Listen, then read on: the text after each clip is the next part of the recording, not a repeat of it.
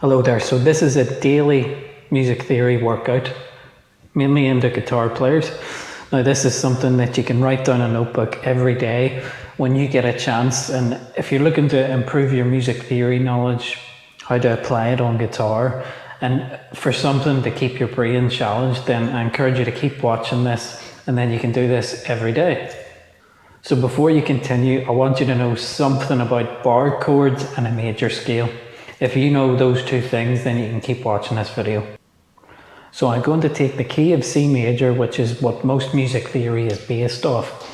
Now I'm just going to write out the 7 notes in that scale, and that's where we're going to start.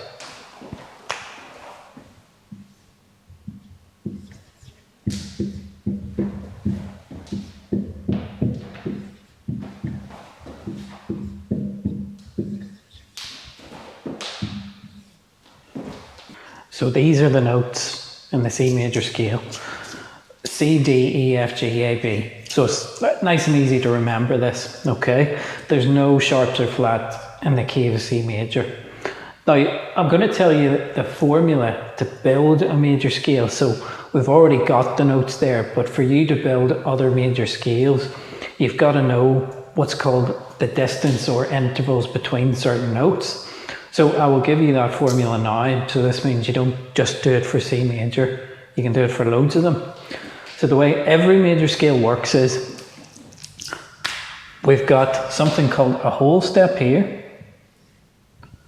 then another whole step, then a half step, then a whole step, then a whole step, then a whole step, and then a half step, okay? So what this means is a whole step on guitar is a distance of 2 frets, okay? You can also call it a full tone or 2 semitones. So all that means is if you were on C on the 3rd fret of your 5th string, for example, to move a whole step away, you would go up 2 frets, so that's from fret 3 to fret 5. Whereas a half step from E to F, that's just a 1 fret move. So in that case, that could be fret 7 on the 5th string going to fret 8, which is from E to F. And what I want you to look for here is symmetry, okay? Do you notice something? Whole step, half step, whole step, half step, and then a whole step in the middle. So that's always how I remember it. Whole step, half step, whole step in the middle, and then same again, whole step, half step. So with that formula, you can build any major scale now.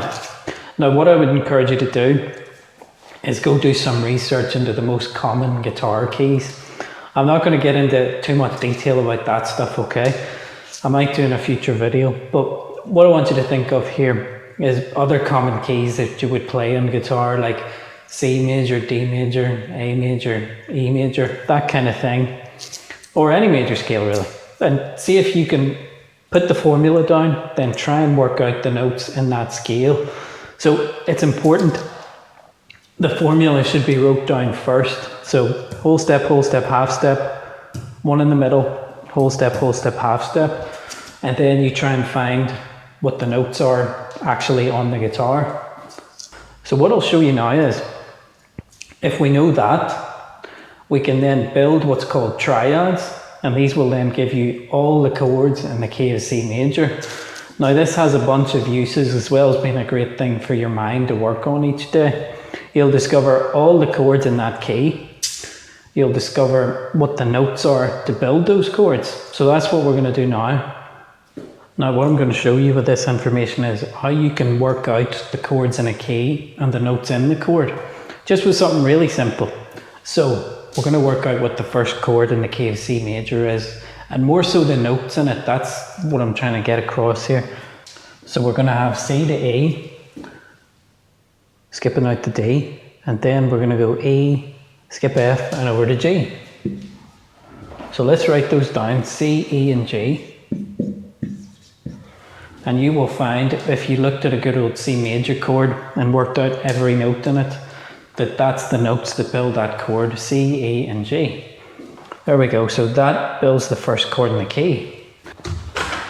Then we'll go for the next one. So we're going to work out the second chord in the key and the notes in it.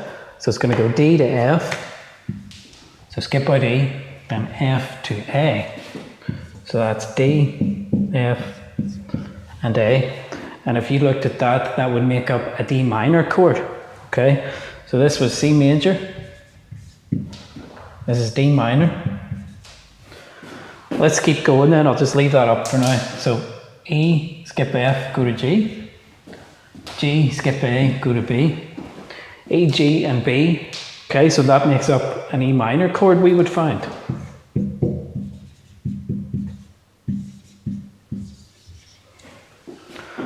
Let's keep going. F, let's skip G and go to A. So I've kind of got the line done there. Then A, skip B and go to C. So that's F, A, and C.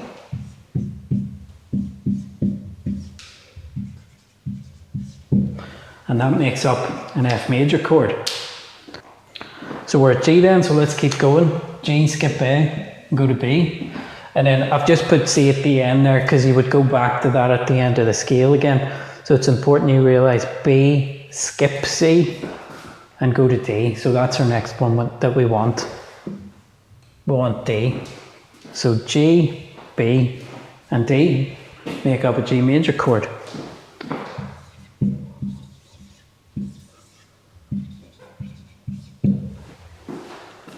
Let's keep going then. So next we've got A. So let's go A to C. Skip out B. So we're at C here. Let's skip D and go to E. So A, C, and E.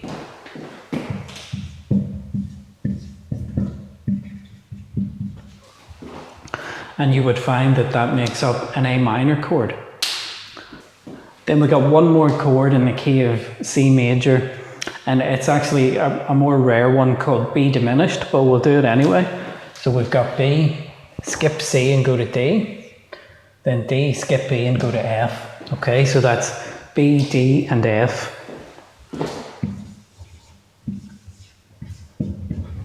And that's B diminished. And you can just notate that by a wee circle with a dash through it. So there you go. You'll learn a lot about music theory here. And you know how to apply it practically on guitar, because if you know that those notes are in a C major chord, for example, you can discover a bunch of ways to play a C chord. All you need to do is find those three notes anywhere on the neck, work out the configuration for your hand, and that's a C major chord. And what I do, I have a notebook, I write this anytime I have a bit of spare time, consciously when I've got nothing else to do, or I need to keep my brain occupied with something. This is a great thing to do. You start with any major key, have your formula so you know how to construct it, work out the notes that are in that key, and then start going through this process where you can find out all the notes in the key, and that gives you all the notes in each individual chord as well.